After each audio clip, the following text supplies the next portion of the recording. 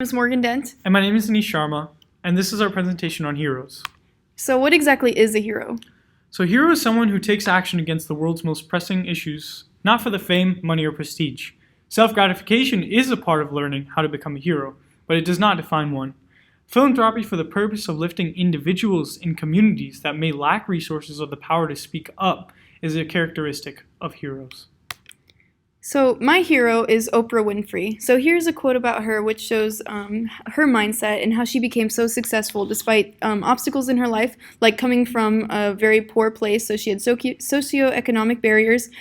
She experienced racism. She experienced sexism. But despite that, she went on to be one of the most successful and wealthy people, and she continues to uplift other people as well.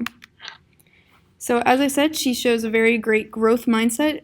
So she believes that intelligence can be developed. So this belief leads to the ability to rebound from failures, try new strategies, seek help of other people, and work hard. And ultimately, this mindset brings a greater success than somebody with a fixed mindset who believes intelligence is fixed from birth. So for me personally, my hero is probably Bill Gates, and attached is a quote. It says, "We make the future sustainable when we invest in the poor, not when we insist on their suffering." And I think this really goes against the notion of the bystander effect. So the bystander effect is when individuals are reluctant to offer help when other individuals are present. And the key takeaway is, diffusion of responsibility plays a huge role in not stepping up to be a hero, or the idea that someone else would do it. And I like the idea that, Bill Gates is not the only, millionaire or billionaire out there. And but he's really trying to help, especially with international issues that are extremely pressing, like malaria, and trying to find the cure for it, that other scientists or researchers might not want to invest in.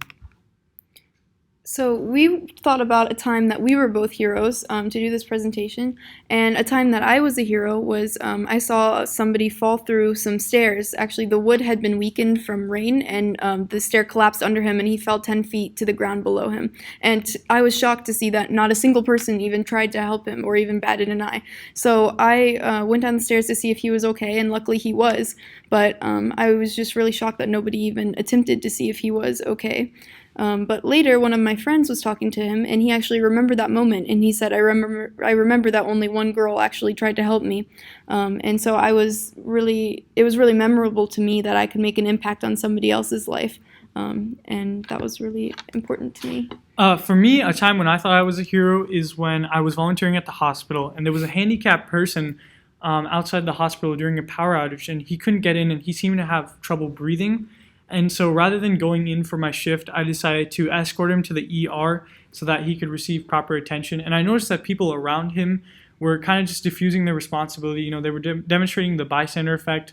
They assumed that somebody else would do it, but nobody really stepped up, and so he was suffering. So I really thought that I really stepped up, and yeah, I helped. So what prevents people from being heroes? So we wanted to delve into the 6 principles to explain how to be a better hero. And so we talked about reciprocity, commitment and consistency, and social proof as the first 3. So reciprocity is expecting a favor in return for a favor you've done. And in order to be a hero, reciprocity should probably be ignored or negated, because you should not want to expect a favor from somebody else in order for helping them. Regarding the other 2, commitment is pursuing something or delivering on a promise, regardless of changes in conditions. And social proof is the imitation of others' actions to attempt correct behavior, despite it may not be correct. And this was demonstrated during the Ashline test. So the other 3 principles are authority, liking, and scarcity.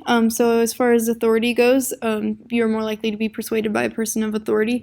So this can be for better or for worse. You could take the authority to inspire other people to be heroes, or somebody could be pressured to do something by a person of authority, which is not heroic, as in the Milgram experiment. Liking is that you're more likely to listen to people who are likable. And so if you are a likable person, hopefully people will follow in your footsteps, and you can inspire them for good and not for bad. Although this could also, again, be for the worse. But and then scarcity, people like things that are in high demand. So we wanted to note some not exactly heroic moments. So I'm going to start with the Milgram experiment in the middle, which talks about the power of authority. And for me, this was a little bit of shock, because Shock. It was a little bit of a shock because you had a researcher in one room and he was facilitating the subject, and he was telling him to increase the shock, and for me, if I felt like if I was in that position, then I might have listened to the person in the power of authority.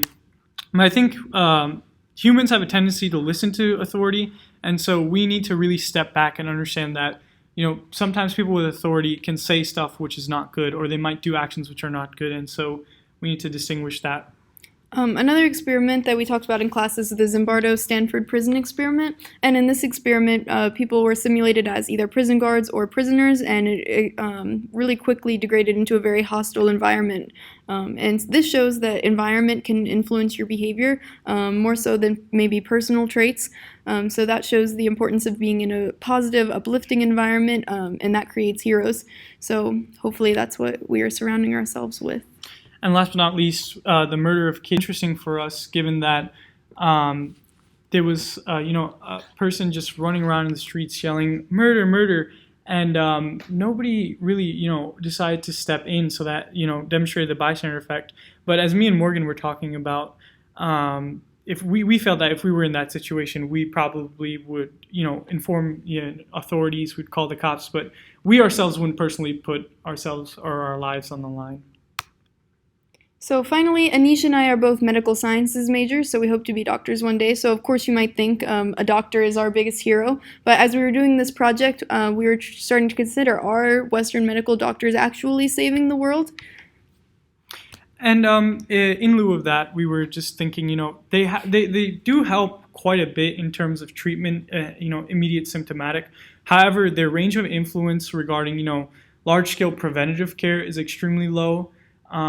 They really help to prescribe drugs so that patient outcomes can be higher, life expectancy is higher, but they're not really helping to prevent the diseases in the first place, which is where we thought that public health is a very important aspect in being heroic.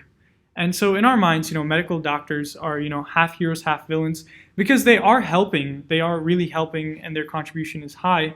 However, it might not be the best contribution that we need or humanity needs right now. Yeah, in addition, one villainous aspect of being a doctor, I suppose, is that many people do it out of self-gratification. They want money or prestige or the elite status of being a doctor, but in reality, a hero should do it out of selflessness and uplifting others. Thank you so much.